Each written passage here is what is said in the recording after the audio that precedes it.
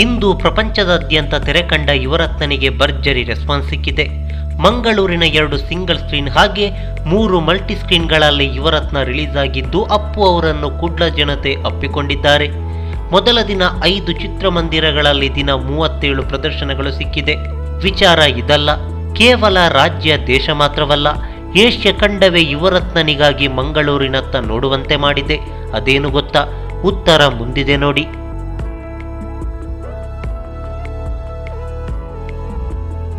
S, ಮಂಗಳೂರಿನಲ್ಲಿ ಯುವರತ್ನನಿಗೆ red carpet ಹಾಸಲಾಗಿದೆ.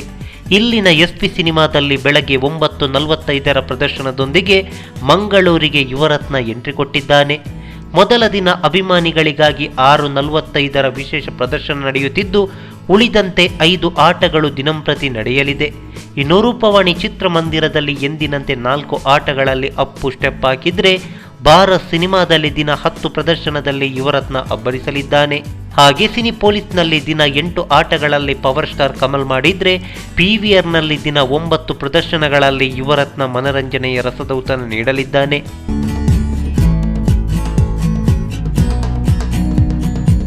ಇನ್ನು ಬಹುಮುಖ್ಯವಾಗಿ SP ಸಿನಿಮಾದಲ್ಲಿ RGB ಲೇಸರ್ ಪ್ರಾಜೆಕ್ಷನ್ ಮೂಲಕ ಯುವರತ್ನ ಪ್ರದರ್ಶನ ಕಾಣಲಿದೆ.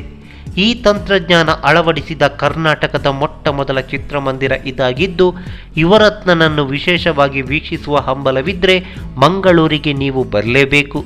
ಹಾಗೆ ಡಾಲ್ಬಿ 4-ವೇ ಸ್ಟೇಜ್ ಸ್ಪೀಕರ್ನಲ್ಲಿ ಯುವರತ್ನನನ್ನು ವೀಕ್ಷಿಸಬೇಕಂದ್ರೆ ದೇಶದ ಯಾವ ಮೂಲೆಯಲ್ಲಿದ್ದರೂ ಮಂಗಳೂರಿನ SP ಸಿನಿಮಾಗೆ ನೀವೊಮ್ಮೆ ಭೇಟಿ ಕೊಡಲೇಬೇಕು. ಏಕೆಂದರೆ ಈ ತಂತ್ರಜ್ಞಾನ ದೇಶ ಮಾತ್ರವಲ್ಲ, ಏಷ್ಯ ಖಂಡದಲ್ಲೇ ಮೊಟ್ಟ ಮೊದಲ ಆವಿಷ್ಕಾರ. ಹೀಗಾಗಿ ಈ 2 ತಂತ್ರಜ್ಞಾನದಲ್ಲಿ ಪವರ್ ಸ್ಟಾರ್ ಕದರ್ ವೀಕ್ಷಿಸಬೇಕಂದ್ರೆ ಮಂಗಳೂರಿನ SP ಸಿನಿಮಾಗೆ ಒಮ್ಮೆ ಭೇಟಿ ನೀಡಿ ವಿಶೇಷ ಅನುಭವದಲ್ಲಿ ಯುವರತ್ನನನ್ನು ಕಣ್ತುಂಬಿಕೊಳ್ಳಿ. ನಮಸ್ಕಾರ.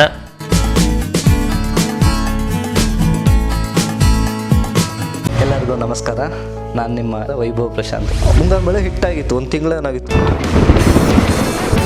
ಒಂದು ಸಕ್ಸಸ್ ಬಂದರೂ ಮನುಷ್ಯ ನಮ್ಮನ್ನು ಮರೀಲಿಲ್ಲ ಅಂತ ನಮ್ಗೆ ಖುಷಿ ಆಗುತ್ತೆ. ದರ್ಶನ್ ಸರ್ ಈಚೆ ಬಂದಿಡು ತುಳುಲೆ ಕರೆಯೋದು, ನಾನು ಹೆಂಚಿನ ಮಾರೆ ಅಂತೇಳಿ ಹಿಂಗೆ ಕರೆಯೋರು. ಒಂದು ಲುಕ್ ಕೊಟ್ಟರು, ಅದು ಒಂದು ಲುಕ್ ನೋಡಿದ್ರೆ ಭಯ ಆಗ್ಬಿಡ್ತದೆ. ಈಗಲೂ ಕೊಡ್ತಾರೆ ಲುಕ್ಕು.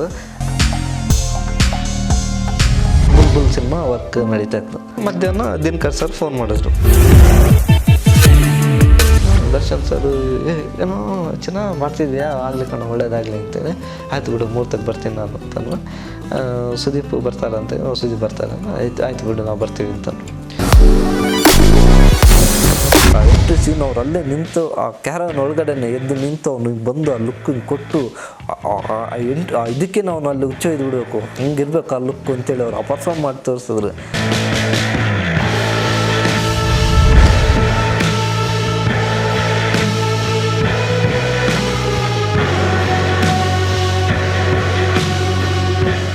ಈ ಮಾಹಿತಿ ನಿಮಗೆ ಇಷ್ಟವಾಗಿದ್ರೆ ಲೈಕ್ ಮಾಡಿ, ಶೇರ್ ಮಾಡಿ, ಹಾಗೆ ನಿಮ್ಮ ಅನಿಸಿಕೆ ಅಭಿಪ್ರಾಯಗಳನ್ನು ಕಾಮೆಂಟ್ ಬಾಕ್ಸ್ನಲ್ಲಿ ಬರೆಯಿರಿ.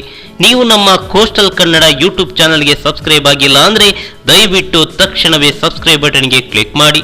ಹಾಗೆ ನಮ್ಮ ಪ್ರತಿ ಅಪ್ಡೇಟ್ಸ್ಗಳನ್ನು ಶೀಘ್ರದಲ್ಲೇ ತಿಳಿಯಲು ಪಕ್ಕದಲ್ಲಿರೋ ಬೆಲ್ ಐಕಾನ್ಗೆ ಕ್ಲಿಕ್ ಮಾಡಿ. ಹಾಗೆ ನಮ್ಮ ಹೆಚ್ಚಿನ ಅಪ್ಡೇಟ್ಸ್ಗಳಿಗಾಗಿ ಕೋಸ್ಟಲ್ ನೆಟ್ವರ್ಕ್ ಫೇಸ್ಬುಕ್ ಪೇಜ್ಗೆ ವಿಸಿಟ್ ಮಾಡಿ. ಧನ್ಯವಾದಗಳು.